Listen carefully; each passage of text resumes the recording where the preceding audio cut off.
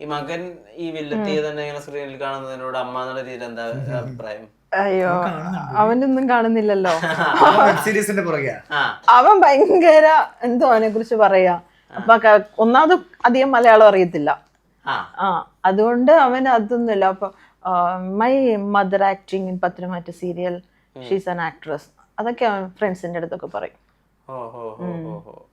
ഈ motherhood attain ചെയ്തതിന് ശേഷേ ആളുകള് കരിയറിലേക്ക് ആക്ടിങ്ങിലേക്ക് വരുന്നത് വിരളാണ് നമ്മുടെ സിനിമയുടെ അകത്ത്. അത് കുറച്ച് ബ്രേക്കായി വരുന്നുണ്ട്. മലയാളത്തിൽ മാത്രമേ ഉള്ളത്. അതെ, ബാക്കി എല്ലായിടത്തും ഉണ്ട്. അതാണ് നമ്മൾ മറ്റേ ഇൻഡസ്ട്രിയിൽ നോക്കുമ്പോ മലയാള ഇൻഡസ്ട്രിയിൽ സീരിയൽ അത്രയും ഒരു ഡെവലപ്പ് ആയിട്ടുണ്ടോ എന്ന് ചോദിച്ചാൽ എനിക്ക് ഇപ്പോഴും സംശയമാണ്. ഹിന്ദി സീരിയലൊക്കെ സിനിമ പോലല്ലേ അല്ലേ? ഓർണമെന്റ്സും അതും ഇതും. പ്രത്യേകിച്ച് പറയണ ഈ നാഗിൻ അങ്ങനെയൊക്കെ സീരിയൽ കണ്ട ഇങ്ങനെ ബ്രഹ്മാണ്ഡമായിട്ട് ഇങ്ങനെയൊക്കെ ഒരു സിനിമ, ഒരു എഫക്ട്, അവരുടെ പാറ്റേൺസ് അങ്ങനെയാണ്. വിളിക്കുന്നതിനെ പറ്റിയൊക്കെ ആലോചിക്കാറുണ്ടോ? ഞാൻ സ്വപ്നം കാണും.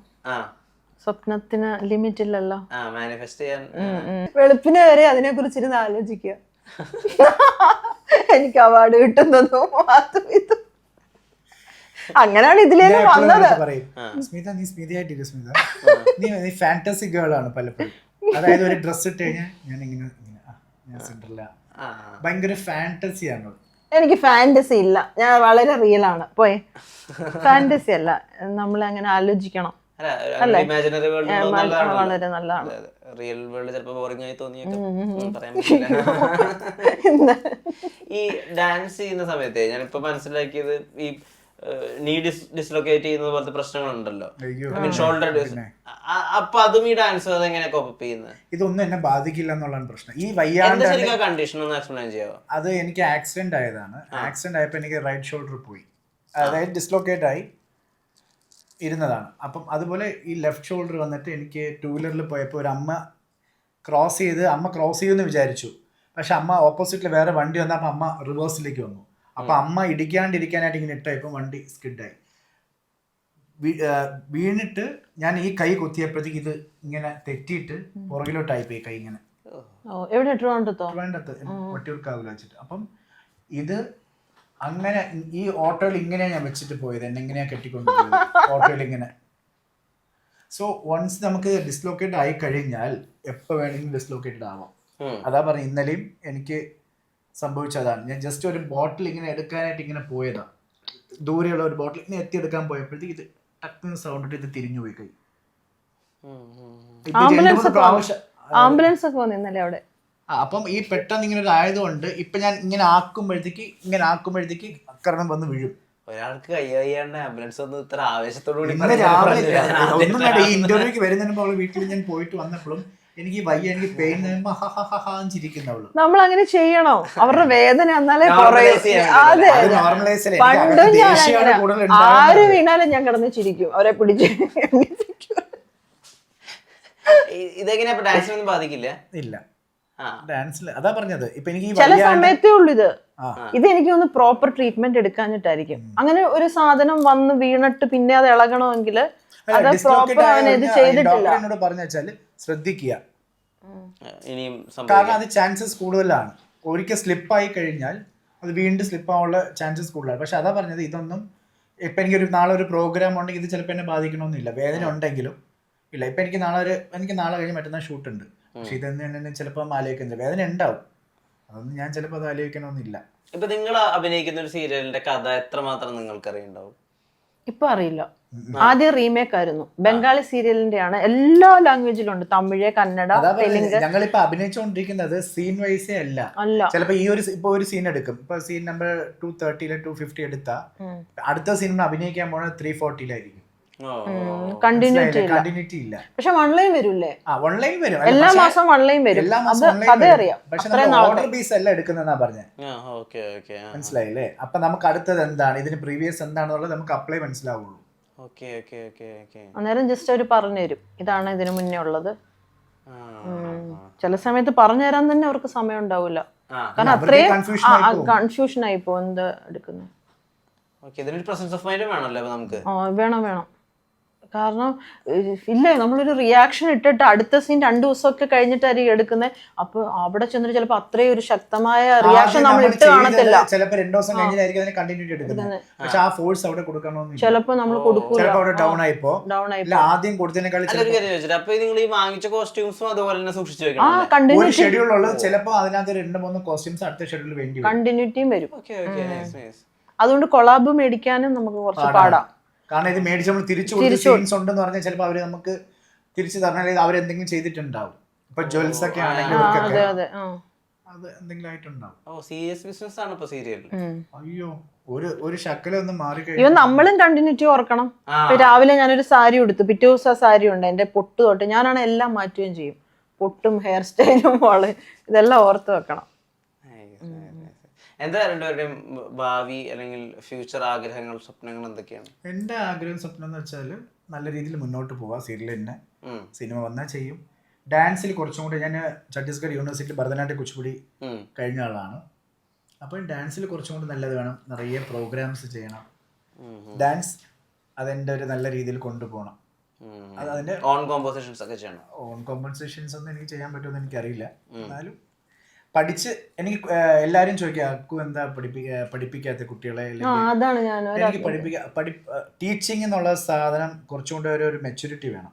രണ്ടാമത് ടോളറൻസ് വേണം. കുട്ടികളെ ക്ഷമയോട് പഠിപ്പിക്കണം, പേഷ്യൻസ് വേണം. കാരണം കുട്ടി ഇങ്ങനെ കൈ പിടിച്ച് ഇപ്പൊ നമ്മൾ പിടിച്ചിങ്ങനെ ഇരുത്തി കൊടുത്ത് കൊച്ച് അപ്പുറത്തിരുന്ന കുട്ടി ഇങ്ങനെ നോക്കിയിരിക്കും. എനിക്ക് അതൊക്കെ പെട്ടെന്ന്, അപ്പൊ എനിക്ക് പഠിപ്പിക്കാനായിട്ട് ഞാൻ പഠിക്കണം. അത് വേണം. ഞാൻ പെർഫോമറാണ്, ഞാൻ നല്ലൊരു ടീച്ചറേ അല്ല. ചിലപ്പോൾ ടീച്ചർമാർക്ക് പെർഫോം ചെയ്യാൻ പറ്റണമെന്നില്ല. ഇത് രണ്ടും ചെയ്യുന്ന ആൾക്കാർ ഭയങ്കര കഴിവുള്ള ആൾക്കാരാണ്. ശോഭന മാമൊക്കെ ഇല്ലേ, ശോഭന മാം ഓൺ കമ്പോസിഷൻ ഉണ്ടാവും, ടീച്ചിങ് ഉണ്ട്, പെർഫോമറാണ്, എല്ലാം ആണ്. അതൊക്കെ ഒരു വലിയൊരു കഴിവാണ്. എൻ്റെ എപ്പോഴത്തെയും റോൾ മോഡൽ എപ്പോഴും ശോഭന മാമാണ്. എനിക്ക് ഭയങ്കര ഇഷ്ടമാണ്.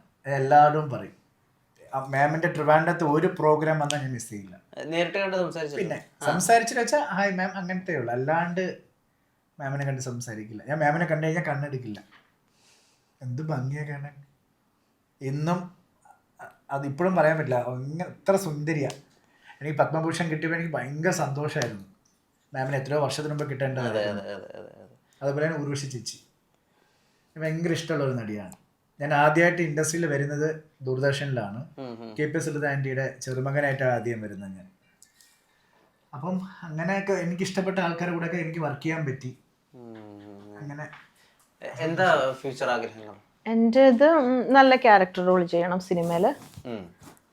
പിന്നെ വേൾഡ് മുഴുവൻ കാണണം. ഈ ഇത്രയും മനോഹരമായ ഭൂമി മുഴുവൻ കാണണം. എനിക്ക് യാത്ര ഭയങ്കര ഇഷ്ടമാണ്. പിന്നെ ഒരു 120 വർഷം വരെ ജീവിക്കണം. ഓ, അതുകൊണ്ട് അതിന് ഇവരെല്ലാം എന്നെ കളിയാക്കും. അത്രയൊക്കെ ഉണ്ടാലും ഇതെല്ലാം കാണാൻ പറ്റും. അതെ അതെ, ഈ ദുഷ്ടന്മാരെ പനോലെ വളർത്തുന്ന. അതെ അതെ, അത് സത്യം കേട്ടോ. അത് സത്യം.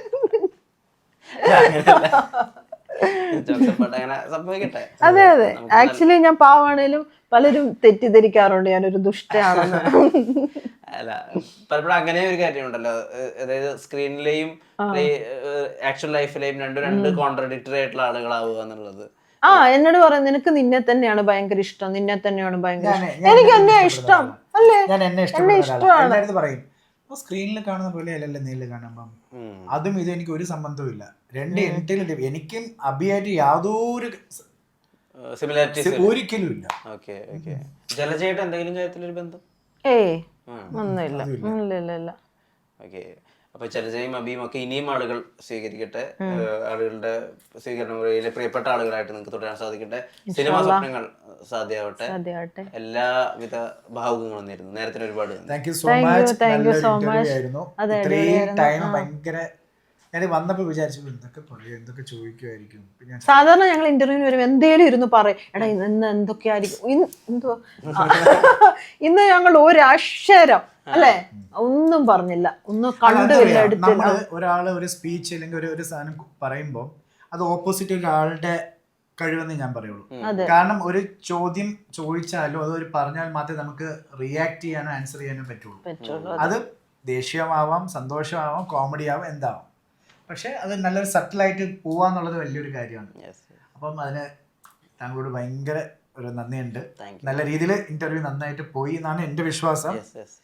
ഇനി ഇത് കാണുന്ന പ്രേക്ഷകർ എല്ലാവരും കാണട്ടെ, കണ്ട് നിങ്ങളുടെ ചാനലും ഞങ്ങൾ അതുപോലെ സപ്പോർട്ട് ചെയ്യുക. എല്ലാ നടന്മാരെ ഈക്വലായിട്ട് സപ്പോർട്ട് ചെയ്യുക. കാരണം ഓഡിയൻസ് ഇല്ല എന്നുണ്ടെങ്കിൽ ഒരിക്കലും ആക്ടേഴ്സിന് ഒരു ലൈഫില്ല.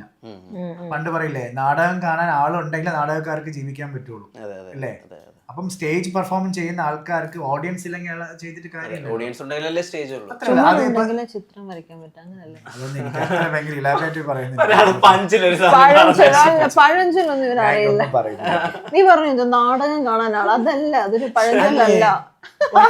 ഒരു തിയേറ്റർ എനിക്ക് മനസ്സിലായി. അതെ അതെ അതെ അതെ. പറഞ്ഞു.